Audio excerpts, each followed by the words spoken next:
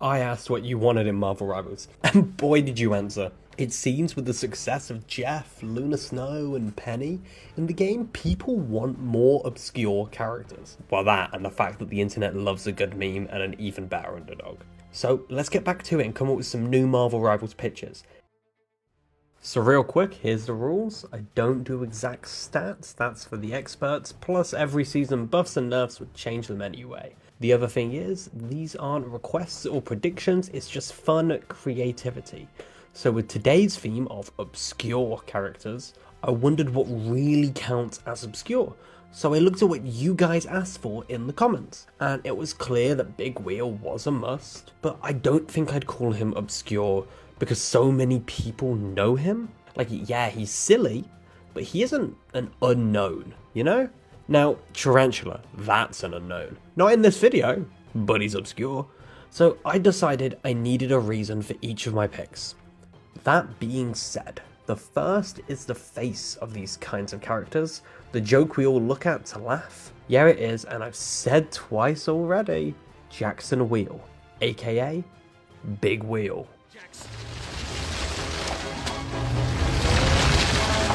It's that overgrown hula hoop again! Robert, get in! I want my technology back, skate punk! A big thing I like to focus on when designing these builds is the question, how do I want to feel playing this character? What's the fantasy here? What is their role on the battlefield? And with Big Wheel, as silly as it sounds, his job is to, well, roll everywhere. I mean, just drive all over the place. And so I wanted to keep the concept of bashing the enemies and being rewarded for moving all the time. While that being said, the few times he often shows up in the comics, he is a getaway driver. He's one of the few villains that's capable of taking a group and running away from Spider-Man. So I think allowing your team in some way to be able to get out of dodge could be helpful. The last thing is, he's a big wheel. So I think that means he should be the Vanguard of this video. With all of that, let's cover his kit, and I don't usually say this, but I think I really cooked with this one. Starting off, we have Big Wheel's basic attack, which is called Revolver, a bit of play on words given it is going to be a gun, and well, he revolves since he's a wheel. This just shoots out single fire bolts, it's okay damage I'd imagine. There's a gun on his left and his right, each with 6 bullets, giving him a total of 12 shots. It's nothing too special, it's not going to be his main feature when you're playing him, but it gives you a ranged attack that is something to do when you're not using all of his abilities. That being said, let's get into those abilities. So we're actually going to start off on the passives here with Momentum Drive. You see, Big Wheel has a gauge called the Momentum Drive, and it fills while he's moving. Moving forwards will fill the gauge quicker than moving in any other direction, but the idea here is the more you move around, the more it fills up. Now, of course, this comes in handy with his ability, Emergency Brake. When Big Wheel collides with an enemy, that enemy is immediately stunned for 1 second, and he gains Momentum Drive gauge. So the idea here is he's stealing the speed from the enemy and putting it into his momentum drive. Now, when I say stunned for a second, it could be less than that. The idea here is it just quickly stops him briefly as the speed is sapped into his momentum drive. Of course, all of this brings us to his actual abilities that he can actively use. The first one being Pedal to the Metal. While this is active, Big Wheel gains a speed boost and the ability to move on all surfaces. When Big Wheel reaches an edge, or the top of a vertical surface, he is launched into the air for like a super jump. In addition, when he collides with an enemy, he ends up dealing damage to them. Now, of course, Pedal to the Metal isn't limitless, it slowly drains his momentum drive. And in addition, colliding with enemies does not trigger Emergency Brake while Pedal to the Metal is active. So it's kind of like a running feature that Black Widow and Captain America have, but with added bonuses. But instead of being limitless, it has a meter that burns based on his passives. Now, he also has Gun It. Now, the way Gun It works is he just expends a third of the full momentum drive chamber. So the gauge, let's say, it goes up to 90, it would be 30 of it, right? That's the general idea here. And basically, it bursts him forwards really quickly, dealing damage to enemies that he hits.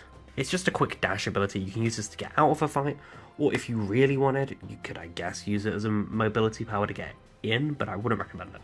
Then we have those iconic big grabbing claws, which grab nearby enemy and pin them to the front of Big Wheel. Now this lasts for a short duration, and while they are pinned, you can freely move, meaning that if you collide into walls, it will damage the enemy attached to you. While an enemy is pinned to you with claws, Big Wheel's guns are disabled, so you can't spam them with bullets while they're attached to you, but it gives you the ability to drive them out of a fight or into a wall for that big chunk of damage. The final part of his kit is momentum conversion. And this really helps with the idea of being a Vanguard. You want to be able to stay in the fight longer, take more damage, take more hits. And so what this does is it converts all of your current momentum drive gauge into bonus health. So it's not a one-to-one, it would be more of a percentage-based thing. So a full momentum gauge would add a certain amount of health, and then a small amount of momentum gauge being in your drive would add a small amount of bonus health. This is meant to be very reminiscent of, say, Venom's bonus health. And this brings us to the ultimate. When you've driven around the map, built up your gauge and then expended it wisely, made sure to move people where you can with your claws, keep yourself alive with momentum conversion, and gun it where need be, you gain access to Getaway Driver. Now, Getaway Driver sets momentum drive to rapidly refill, meaning that you can basically always be pedaling to the metal. But on top of this, all allies within a certain radius of Big Wheel gain a temporary speed boost, and they gain temporary shield, meaning they can take some hits and get out of somewhere, or you can use it in a team fight to quickly turn the tide and win. The idea here is you quickly run around the battlefield, offering people this shield and these speed boosts, while smashing into people with your pedal to the metal. Of course, what is Marvel Rivals without the team-up mechanic? And I thought there were some really fun features you could have with Big Wheel. The first one being Chauffeur. This activates when Doctor Strange is on the same team as Big Wheel, and it means that when Doctor Strange is summoning a portal, and he's ready to place his second ring, he will have the option to press a team-up button, and the second half of the portal will automatically attach to the side of Big Wheel. What this means is Big Wheel can then drive around with the portal on his side, so his allies can immediately hop out into the fight, or so if someone's shooting him, those bullets now start flying through the portal. Now, I understand realistically, in a game like Marvel Rivals, this would likely require hardware from everyone that would be too high for the game to really run particularly well, and ability like this probably couldn't really happen. Moving portals is an incredibly difficult thing to process, especially when you have all these different ults popping off, and that would, I imagine, cause game crashes galore. But given these are just for fun concepts, I really like the idea of Chauffeur, which works fairly similarly to the next team ability, Ride Along, which activates when Namor and Moon Knight, or Namor or Moon Knight, are on the same team as Big Wheel. Basically, what this team ability does is it means that Monstro spawns and Onks can be placed on Big Wheel as though he was a regular surface. Unlike Chauffeur, I reckon this one could actually exist in the game, and I just think it's really fun to have the idea that Moon Knight can basically place an Unk on Big Wheel and he can ride it into the place Moon Knight needs, or the idea that these monster spawns can be sat on Big Wheel's side, increasing his damage output. And with that, we'll move on to the next hero, who is a character I grabbed from what I would at least call an obscure team. And to top it off, he's probably one of the lesser known members. So we all know the East Coast Avengers, Thor, Captain America, and then there's the West Coast Avengers, which is basically Hawkeye's team. But then you have the Great Lake Avengers. I'm sure you all know one of its members, Squirrel Girl, or if you watch She-Hulk, you might know Mr. Immortal, but a lesser known figure in that team is good old Doorman. Now, some of you comic fans probably know him, but Demir Davis, aka Doorman, is a really cool superhero with the power of becoming a door on any surface he touches. Not literally a wooden door you open, but more like a living portal.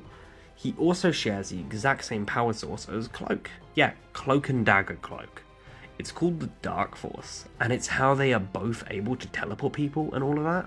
The other cool thing with Doorman is how he is kind of Marvel's equivalent to Deadman from the DC universe, where he has ghost or death related powers. Now, he's going to be a strategist of the video, and I really want to have fun with the whole door mechanic, you know? He's all about interacting with his environment, and where better to use that than in Marvel Rivals? So let's dive right into it with his basic attack. Dark Force Bolt. This is just a generic throw out projectile. It hurts enemies, heals allies. It's not super important. We have characters who normally have like an ability with this, and so I did have one idea for a secondary feature. What I mean by that is, say, Invisible Woman does the same thing, but her projectiles have a boomerang effect where they come back and basically do the effect twice, and daggers bounce off surfaces, etc, etc. So I thought for Doorman, it only makes sense that he can shoot them through walls. So if he knows you're past a wall, he can still fire his heals through it. I think that's only fair, given his whole gimmick is he can walk through walls. As for his abilities, we're going to start off with Walkthrough. Now, when Doorman is beside a wall, he will have two prompts. One for the ability Walkthrough and one for the ability Doorway, which we'll go over in a moment. When he preps the ability button for Walkthrough, he will simply step through the wall and appear on the other side of it. Now I'd imagine when it comes to the cooldown elements of Walkthrough, it would be a Jeff's Bubble kind of scenario where he has a number of these readied, but they have to individually re-cooldown, just so he can't basically run through the entire map and no one can catch it. Or if you want to just have that really fun element, sure, why not give him unlimited walkthroughs? I think there would be certain ways of balancing it where it's fine. I just don't want to outright say unlimited walkthroughs in case it could be completely catastrophic. But I did mention he gets a second prompt when he's next to a wall, and that's for his ability Doorway. When he presses this, Doorman transforms into a stationary doorway that allies, enemies, and all projectiles can walk through. Now, he can step out of this state by either walking forwards, which will place him on the side of the wall he did not start on, or by walking backwards, which places him on the side he did start on. What this means is with Doorway, you can allow your allies to basically run through to get out of danger, and then you can step through, or you can leave the door open so they can run back through. It also means that if an enemy is charging at you and you're quick enough and you have good reactions, you can turn into a doorway, that enemy will fly right through you, and then you can trap them in the room that you open the door to.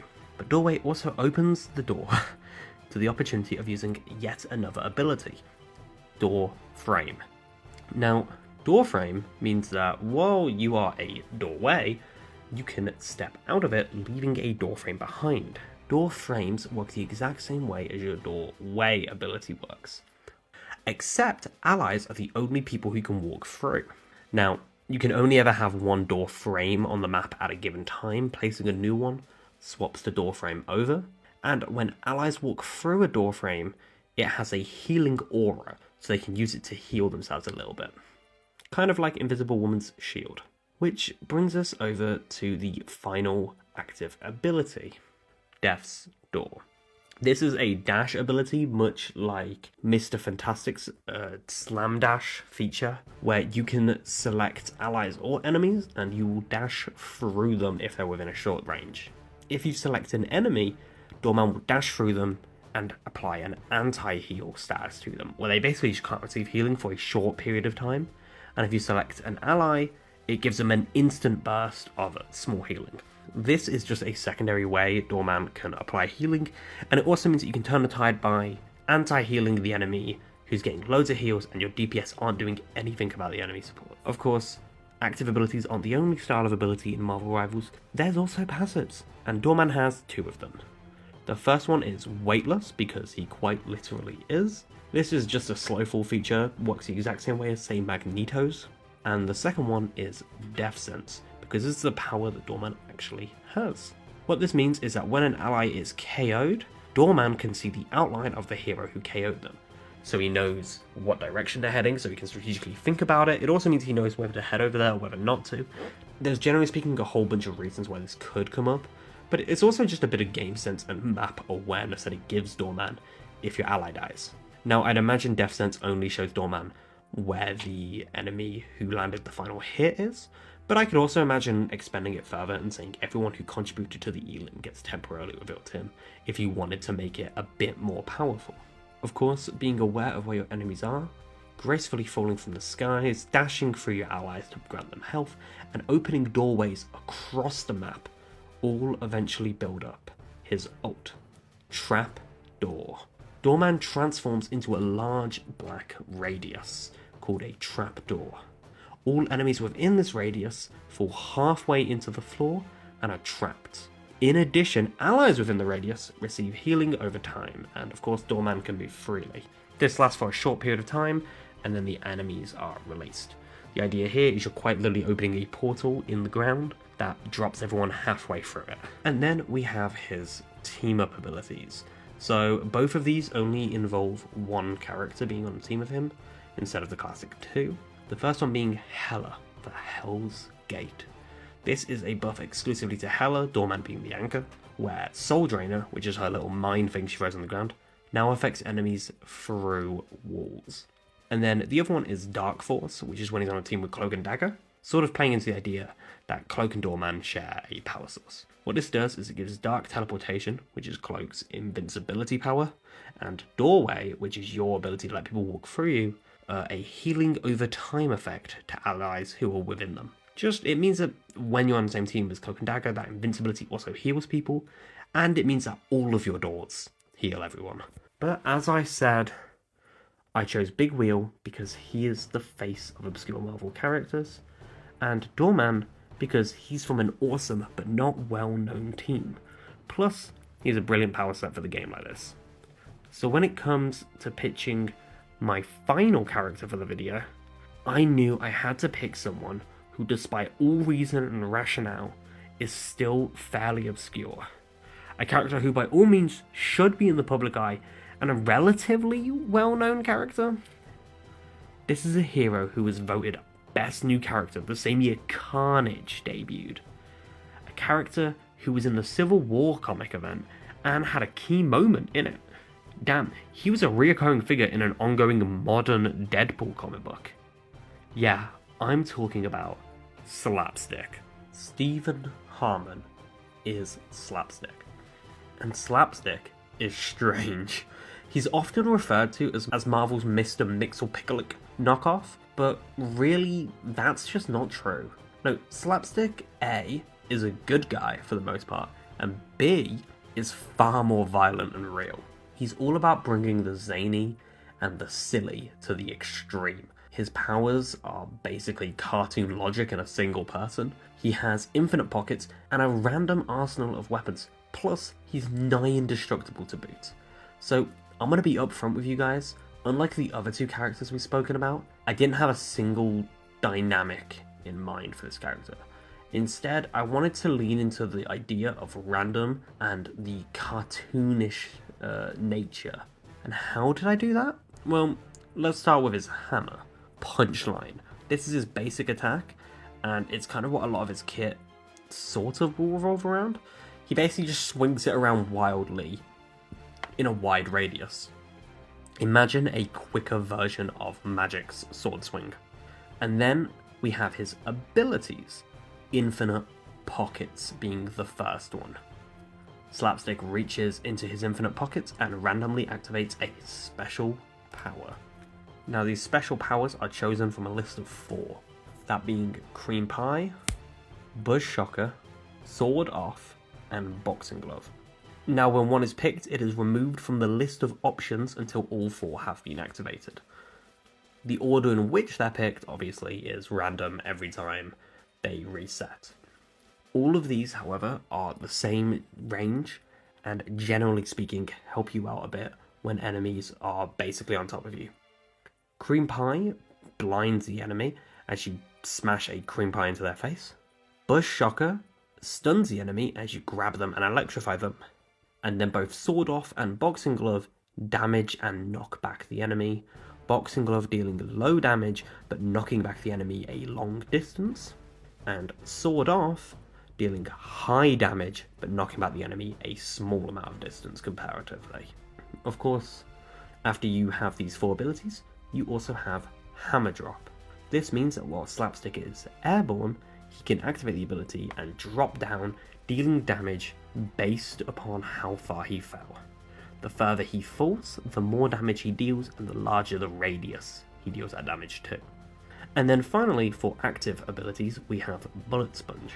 This lets Slapstick spin around really quickly with his hammer held out, and he absorbs all of the damage he would normally take during this time, and then afterwards, the next mallet attack he deals, whether it be from punchline or hammer drop, is increased in damage based on how much he absorbed. And whilst it might seem like we're out of space, he does have some passives. We have Unstable Physiology. This means that after falling from any height, Slapstick can jump back to the height he fell from. This really works for a feature like Hammer Drop, so if you find a good spot on the map, you can drop, and then you can start bouncing like a pogo stick until you get to where you want to drop from, and then Hammer Drop. It means that you can basically just preserve that height that you found. And then of course, we also have That's All Folks. Kind of making a reference there to Looney Tunes, where basically Slapstick, if he's KO'd, instead of just dying, he pops and then immediately respawns back at spawn. This then puts the passive on a cooldown, of course. I really wanted a respawn type feature, but I didn't want to just copy Adam Warlock's, so instead of having to figure out where to place it and people being able to follow where you're going, you immediately respawn back at spawn, but you don't have to wait for the whole respawn countdown. That's the general idea here. And after rummaging through your Time Lord-esque pockets to throw out any attack you possibly can, finding perfect heights and hammer dropping from them into a good old punchline combo, and then using your Bullet Sponge to get back out of the fight before landing one heavy hit, you will eventually build up your ultimate Merc for Hire. A nice little reference for when he worked for Deadpool. When activated, Slapstick equips 2 cartoonish guns that endlessly fire ammo. These bullets will then ricochet off of walls and enemies once. This means that you can fill small rooms with devastating amounts of damage, or if you're in an open area, you can just spread those bullets out and cover everyone. Kind of think like Punisher, but you can't not fire, and on top of that, they bounce everywhere. Of course, we do have his team-up abilities, but unfortunately I only really came up with one, and that's Empty Pockets. The idea behind this might be a bit controversial because it does remove some of Slapstick's features, but the whole concept is to basically remove that randomness a little bit and give you as a player more control on what's coming out. So if you're on a team with Fantastic Four, you lose access to the boxing glove from your pockets, but Miss Fantastic gets a team ability where he can use it for the same feature, and the same thing happens when you're on a team with 4, only it's the Bush Shocker. Of course, you can lose both of these if both of those heroes are on your team, and you lose none of them if neither of them are on your team. Now, just like before, you guys can vote on what we do next with Marvel Rivals. I really want to turn these pitches from being just about the characters to covering a whole season as a pitch. So some of the options you'll have will only involve 2 characters, but then they will have a map and skin ideas to add on to that. The vote will be on a pinned comment and the community tab on the channel page, so make sure to cast your vote. Plus, I really want to thank you guys for blasting through that 500 sub goal, quite literally the same week I set it. Thank you so much. My personal goal now is to try and hit 1k, hopefully by June. I know I'm asking to double again, and I know it's a huge landmark, but I think we can do it. You guys are always so positive and creative in the comments, so thank you for that. And I just have one last thing to say, and that's how last time I set a task for coming up with a team-up ability for the Sinister Six, and I said I'd shout out my favourite. Well, I also want to shout out my favourite character idea as well, and that's what I'm going to do on all these videos. I'm just going to shout out my favourite concept in the comments. So, my favourite character idea I've read from the comments so far are, well, there were tons by the way, and it was by this guy. Yeah, I'm sorry, but the user's name is just a number string, but it was really cool idea for Quicksilver. The description was simple, but sometimes simple is best, and I just thought the Strategist Speedster was a fun way of handling it, especially your idea for like a speed meter. But as for my favourite of the team-ups, it actually came quite late into planning the video. And it's from Martin Ortega 7463, where basically the Sinister Six members can teleport to each other on a cooldown to represent how, when they team up, Spidey never gets a chance to focus on just one of them.